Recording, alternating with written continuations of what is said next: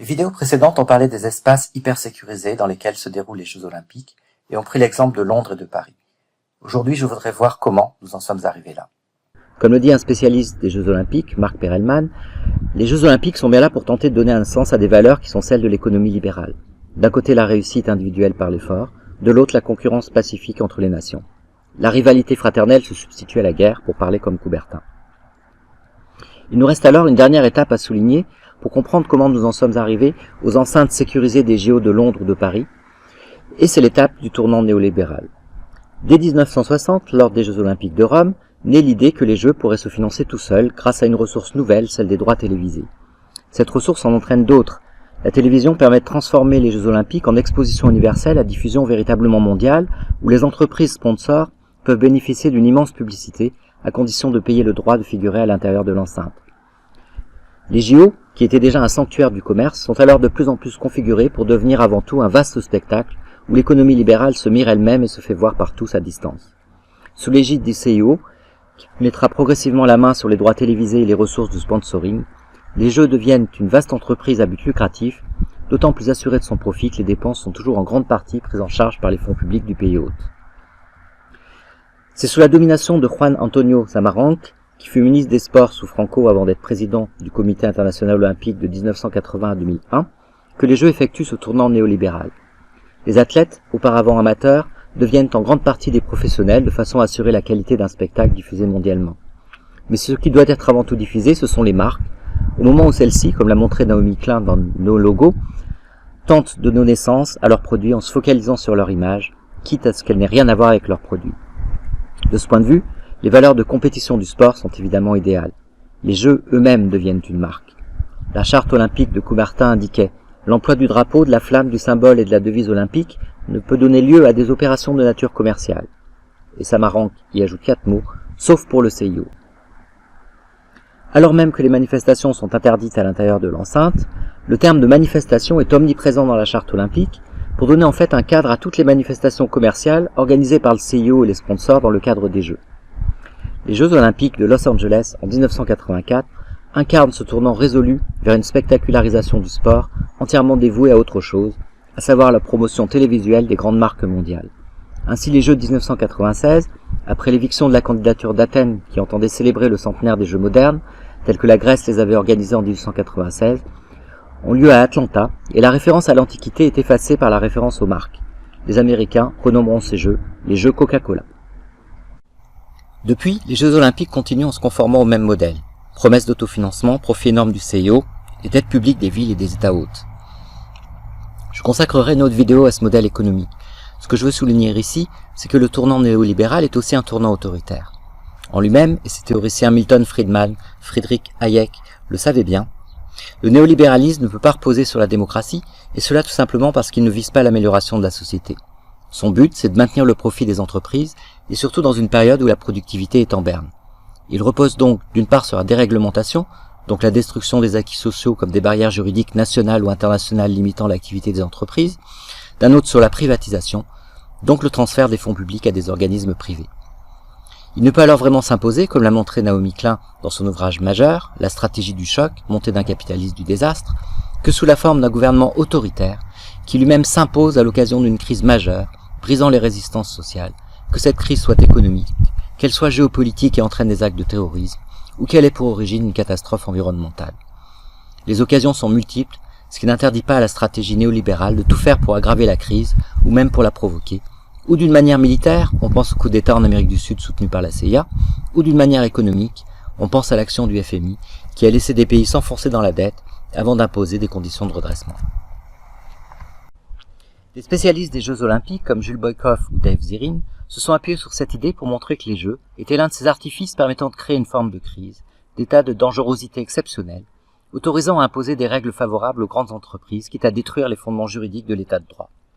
Le capitalisme de célébration, propre aux Jeux Olympiques, est alors l'un des avatars du capitalisme de désastre. Les États et les villes hôtes doivent ainsi, plusieurs années avant les JO, prévoir des mesures exceptionnelles visant à tout faire pour que l'espace olympique devienne un espace de contrôle social total, où s'applique donc, au bénéfice du CIO et de ses sponsors, autrement dit des marques, un pouvoir autoritaire. La politique n'est pas, en fait, seulement expulsée des JO, Elle est entièrement présente, mais sous la forme d'un management coercitif. Le Parlement français a ainsi, comme celui de tous les pays hôtes, voté 2 lois olympiques qui multiplient les entorses au droit et même à la Constitution, tout comme Paris a signé un contrat de ville hôte qui, dans sa non-conformité au droit français, serait tout simplement invalide sans le soutien des 2 lois olympiques. La fiscalité des profits est annulée pour le CIO et pour les marques dans le parc olympique. Le code de l'urbanisme est mis entre parenthèses pour permettre l'affichage des marques sur les monuments. Dans le même mouvement, car c'est bien le même mouvement, la liberté d'expression politique est suspendue, de même que la liberté d'aller et de venir. Une partie de la ville est réservée à ceux qui ont fourni à l'administration des données permettant de les ficher. Une partie plus restreinte, mais tout de même considérable, l'espace olympique, est réservée à ceux qui ont payé leur billet. Et les mêmes dispositifs de sécurisation permettent aussi de contrôler l'achat des billets. Un arsenal juridique, policier, militaire est mis au service des Jeux. Les personnes a priori suspectes de pouvoir organiser une opération terroriste, mais aussi une forme quelconque de manifestation politique, sont assignées à résidence, les SDF sont expulsés des rues. La loi olympique votée par le Parlement français a transformé en délit le fait de pénétrer sans autorisation dans une enceinte sportive, ou le fait de s'introduire dans un des lieux sportifs, donc aussi dans le champ des caméras de télévision, pour faire valoir une cause quelle qu'elle soit. Tout le modèle olympique sécuritaire est orienté vers la tolérance zéro, appliquée non seulement à l'infraction au droit, mais à l'infraction au droit commercial édicté par le CIO.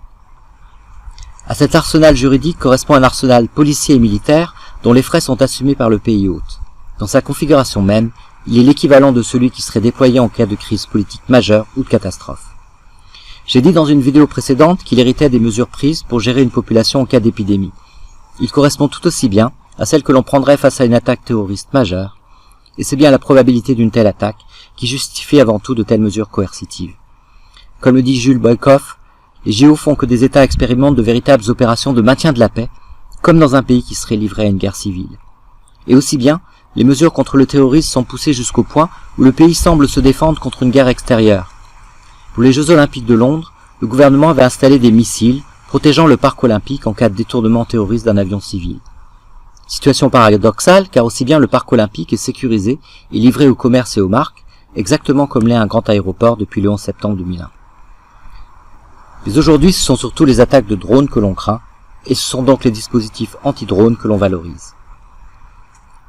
Et il s'agit bien de valorisation, car ce qu'entend démontrer chaque pays organisant les Jeux, c'est sa capacité technologique et militaire, en lien étroit avec la capacité de ses entreprises partenaires. Organisés sur le modèle des expositions universelles, les JO sont devenus pleinement une exposition commerciale, qui est aussi bien celle des moyens de surveillance des populations et des moyens militaires dont le pays hôte dispose et qu'il vend à l'étranger. En France, le 14 juillet articule un récit national fondé sur les droits de l'homme et la démonstration de la puissance armée de la France, qui affirme aussi sa place dans le commerce mondial de l'armement. Le 26 juillet recommence la même exposition de nos produits, la célébration du sport se substituant à celle de la nation pour tenter de donner un sens à cette activité commerciale. Ce qui est aussi exposé, c'est la version néolibérale de la sécurité, c'est-à-dire sa privatisation, les grandes entreprises de surveillance et les compagnies privées de sécurité venant officiellement complémenter, mais réellement concurrencer, les forces publiques, police comme l'armée.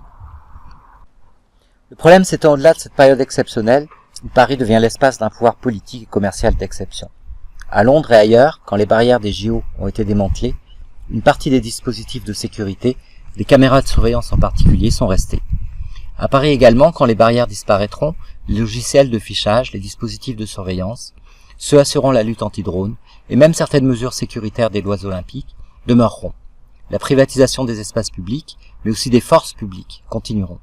L'état d'exception commerciale, créant dans un espace donné une forme d'utopie autoritaire néolibérale, un paysage homogène entièrement dédié aux marques, avec sur ses frontières, invisibles de l'intérieur, un vaste dispositif technologique de défense armée, sera un peu plus ancré dans la ville et dans la nation.